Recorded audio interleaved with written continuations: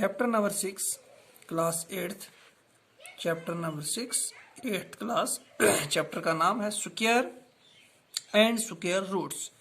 Square and square roots ये T1 का जो है चैप्टर नंबर 6 T1 है। तो इसका आज हम जो है क्लास 8th के जो बच्चे हैं इनके लिए आपके लिए सिर्फ इंट्रोडक्टरी क्लास होगी, इंट्रोडक्शन होगी इसके बारे में कि आखिर ये स्क्वायर एंड स्क्वायर रूट्स होते क्या है, उनकी प्रॉपर्टीज क्या होती है, तब जाके हम आगे क्वेश्चन जो है करेंगे। तो इसमें हम तीन चीज़ें थोड़ी सी गौर से पढ़ेंगे जो हमें आगे जो क्वेश्चंस हैं हमारे उनको हल करने में मदद करेंगी।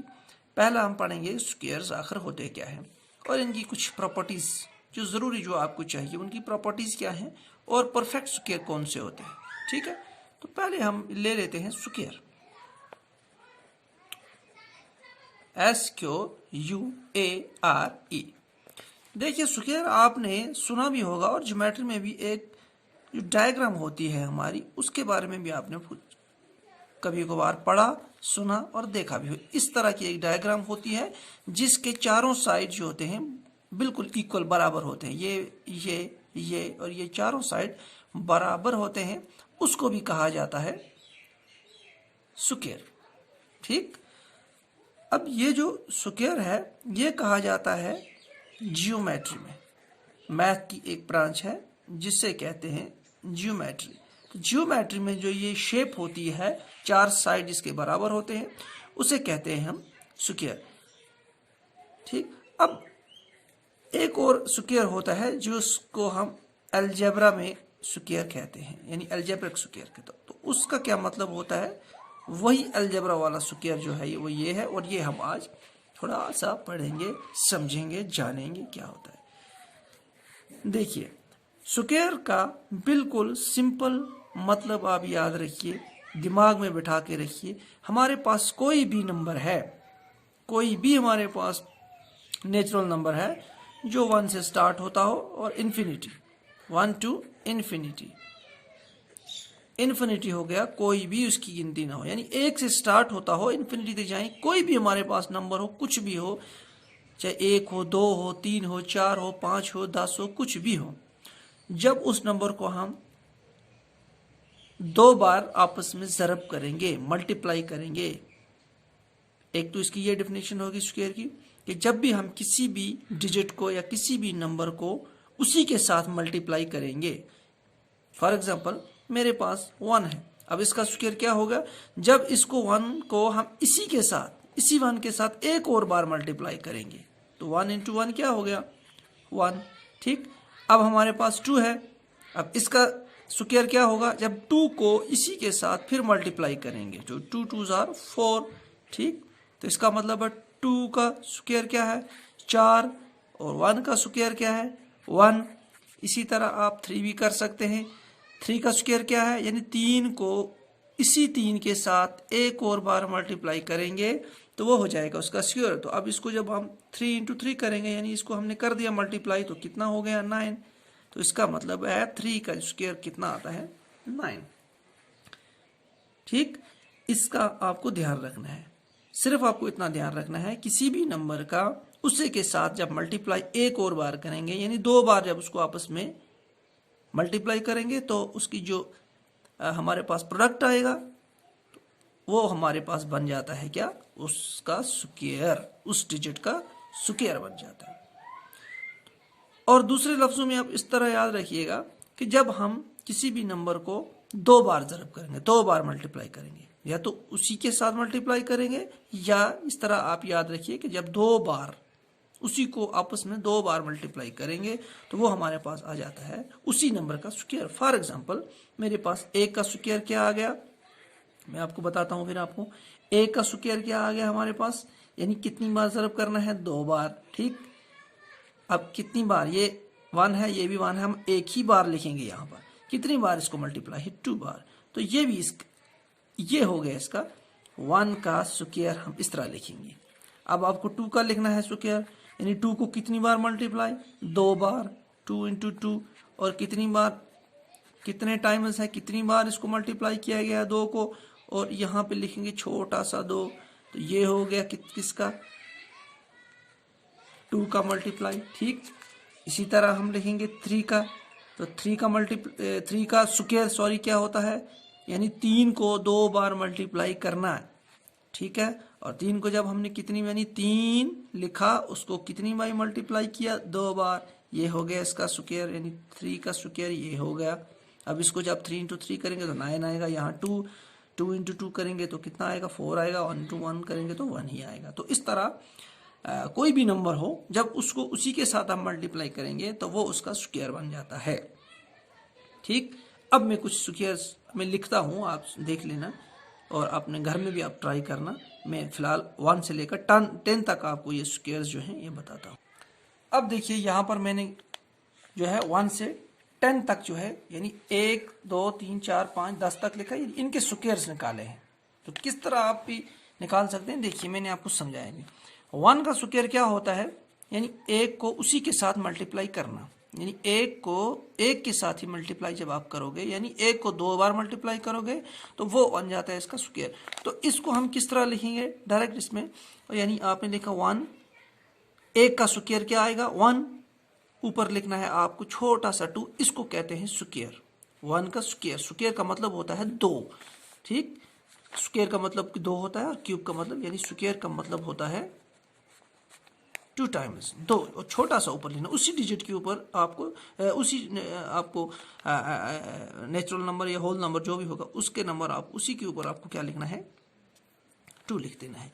इसी तरह जब आप 2 लिखोगे तो ये हो गया 2, इसके ऊपर छोटा सा यानी स्क्वायर। और एक बार मैं आपको बता दूं, फॉर एग्जांपल मेरे पास यहाँ पर 2 है और यहाँ पर छोटा सा 2 है, ये तो हो गया आपके पास डिजिट, ये तो हो गया आपके पास नंबर, इस नंबर का ये हो गया स्क्वायर, ये हो गया नंबर। इसे भी, इसको कहते हैं हम रेज टू पावर भी कहते हैं, और बिल्कुल सिंपल शॉर्ट में पावर भी कहते हैं। तो इस तरह भी हम पढ़ेंगे, 1 का स्क्वायर क्या होगा, 1 का स्क्वायर या 1 पावर 2। इसी तरह 2 का स्क्वायर में लिखेंगे, ये हो गया 2 का स्क्वायर यानी 2 पावर 2। 3 का स्क्वायर किस तरह लिखेंगे, 3, ये छोटा सा ऊपर 2, इसका मतलब स्क्वायर यानी 3 का स्क्वायर। 4 का स्क्वायर, 5 का स्क्वायर, 6 का स्क्वायर, 7 का स्क्वायर, 8 का स्क्वायर, 9 का स्क्वायर और 10 का स्क्वायर, ठीक।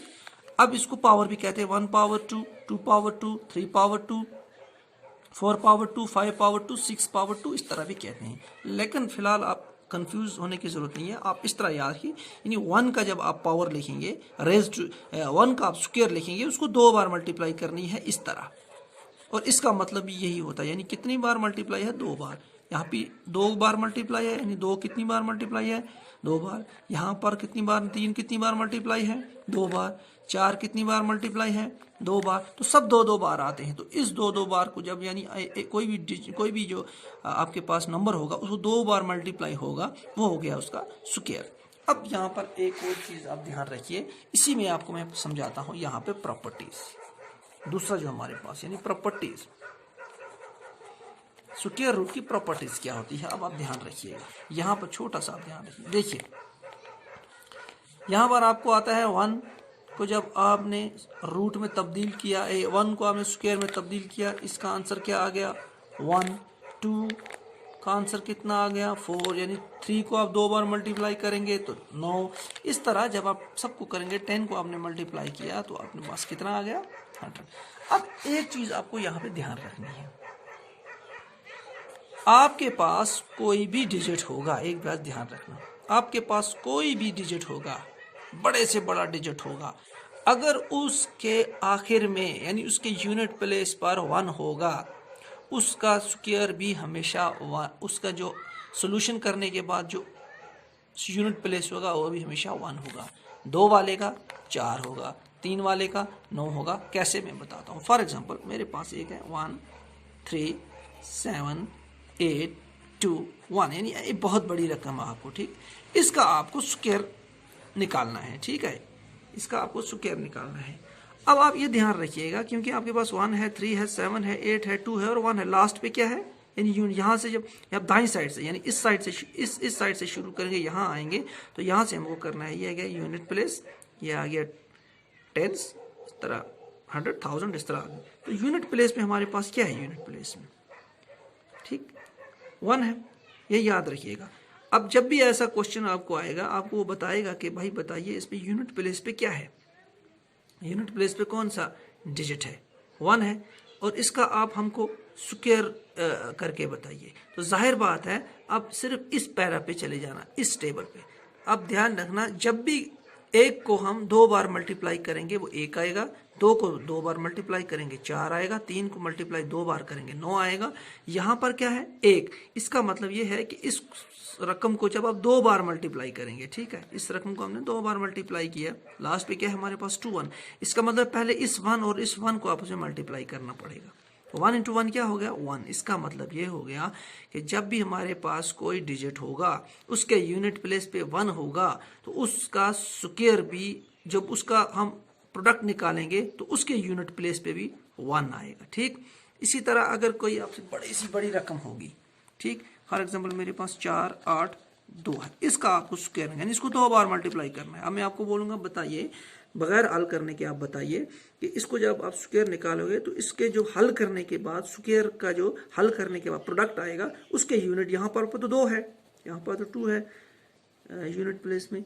अब आपको प्रोडक्ट में कितना आएगा, जाहिर बात है कि इसको आपको कितनी बार ही करना है 2 बार, तो 2 भी कितनी बार होगा 2 बार। जब 2 को 2 बार करेंगे तो उसके प्रोडक्ट में यूनिट प्लेस पे क्या आएगा 4। ये आपको ध्यान रखना है, या आपको इस टेबल में ये ध्यान रखना, कोई भी बड़ी सी बड़ी रकम हो उसके यूनिट प्लेस में अगर 1 है तो उसके स्क्वायर में आएगा 1। अगर कोई बड़ी सी बड़ी रकम हो उसका सबसे फर्स्ट जो यूनिट प्लेस पे अगर उसका डिजिट 2 है तो उसको आप स्क्वायर रूट, जब उसका जो आप रूट निकालोगे तो वो 4 आएगा, और 3 वाली डिजिट का 9 आएगा, 4 वाले का 16 आएगा, 5 वाले का 25 सॉरी 4 वाले का 16 आएगा, लेकिन उसके डिजिट पे क्या आएगा 6। इसी तरह जब 5 वाले को आप 5 वाली डिजिट का आप रूट निकालोगे तो उसके आखिर में आएगा 5, 25 नहीं आएगा 5, इसी तरह 6 आएगा, इसी तरह 9 आएगा, इसी तरह 4 आएगा, इसी तरह 1 आएगा, और इसी तरह आपके पास 0 आएगा। ये आप ध्यान रखिएगा। अच्छा, ये तो हो गया आपका।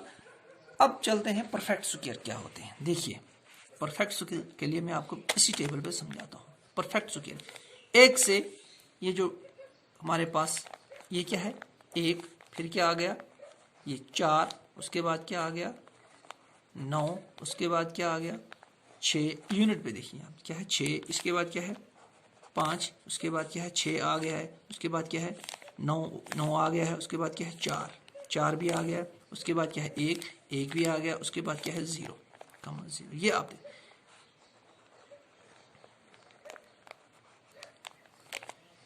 अब ये जो है ये हो गए परफेक्ट स्क्वायर।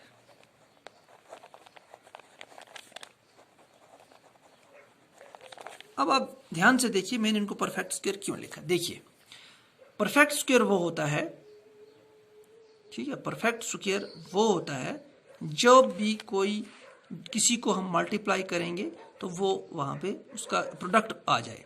जब भी हम किसी को 2 बार यानी उसका स्क्वायर करेंगे तो जो प्रोडक्ट आए वो परफेक्ट स्क्वायर होता है। फॉर एग्जांपल मैंने 1 को 2 बार मल्टीप्लाई किया तो ये परफेक्ट है, 1 आ गया परफेक्ट है, 4 भी आ गया, 2 से 4 आ गया परफेक्ट है, 3 से 9 आ गया तो 9 परफेक्ट है, 4 से क्या आ गया 16 यानी 6 वाला, तो हमारे पास 16 25 यानी हमें आखिरी डिजिट देखना है। इसी तरह अब आप यहाँ पे देख सकते हैं, यहाँ पे हमारे पास क्या है 2 भी नहीं है, यहाँ पर हमारे पास क्या है एब्सेंट क्या है 1 तो 2 है, ठीक, उसके बाद क्या है 3, उसके बाद क्या है 5 है, 6 है, 7, उसके बाद 8।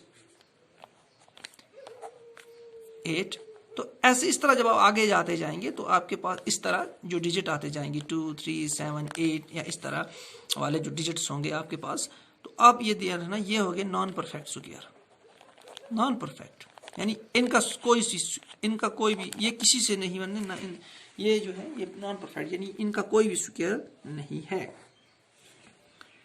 अब आपको फॉर एग्जांपल आपके पास बहुत बड़ी कोई रकम होगी, फॉर एग्जांपल आपके पास यही एक बहुत बड़ी रकम है, ठीक, ये 3 डिजिट वाली है, ये आपको 5 डिजिट 6 डिजिट वाली। आपको बताना है कि बताइए कि ये वाला जो है ये परफेक्ट स्क्वायर है या नहीं है, और ये भी बताइए परफेक्ट स्क्वायर है या नहीं है। अब कैसे बताएंगे हम, आपको कुछ भी नहीं करना है, तो आपको कोई भी डिजिट इतना बड़ा लंबा चौड़ा हल नहीं करना है, आपको इसका आखिरी डिजिट उठाना है, सबसे आखिरी वाला डिजिट, और इसका भी आखिरी वाला डिजिट, ठीक, इसका भी आखिरी वाला डिजिट उठाना है। अब आप देखना कि ये आखिरी वाला डिजिट जो है क्या ये परफेक्ट स्क्वायर में आता है, क्या ये परफेक्ट स्क्वायर है, बिल्कुल है। यहाँ पे देखिए परफेक्ट स्क्वायर है, ये 1 जो परफेक्ट, इसका मतलब ये पूरी जो हमारे पास डिजिट है ये पूरा ये परफेक्ट स्क्वायर होगा। अब आप चलते हैं 482 की तरफ। आप देखना कि ये इसका आखिरी डिजिट 2 है, क्या ये परफेक्ट स्क्वायर में आता है? नहीं आ रहा है। तो किस में आ रहा है? ये नॉन परफेक्ट स्क्वायर में। तो इसका मतलब जब ये आखिरी वाला यूनिट प्लेस वाला डिजिट जो है ये अगर नॉन परफेक्ट स्क्वायर में आ रहा है, इसका मतलब ये पूरा यूनिट पूरा जो डिजिट होगा, ये पूरे का पूरा डिजिट जो हमारे पास रकम दी हुई है ये नॉन परफेक्ट स्क्वायर है। तो खैर जब आप आहिस्ता आहिस्ता क्वेश्चन के सोल्यूशन करेंगे, हल करेंगे, तो ये आहिस्ता आहिस्ता चीज़ें आपको समझ में आती रहेंगी। फिलहाल आज के लिए इतना ही। कल हम जो है इसकी फर्स्ट एक्सरसाइज करेंगे तो समझने की कोशिश करेंगे। लेकिन आप ये 3 जो मैंने प्रॉपर्टीज स्क्वायर और परफेक्ट स्क्वायर, ये आप अच्छे से समझना और ध्यान रखना इसका कि ये क्या है और किस तरह ये हल होती हैं, क्या होती हैं। तो ये आप अच्छे से ध्यान से इसको याद रखना, पढ़ना, समझना, तब जाके आपकी एक्सरसाइज जो आगे वो आपको समझ में आएगी।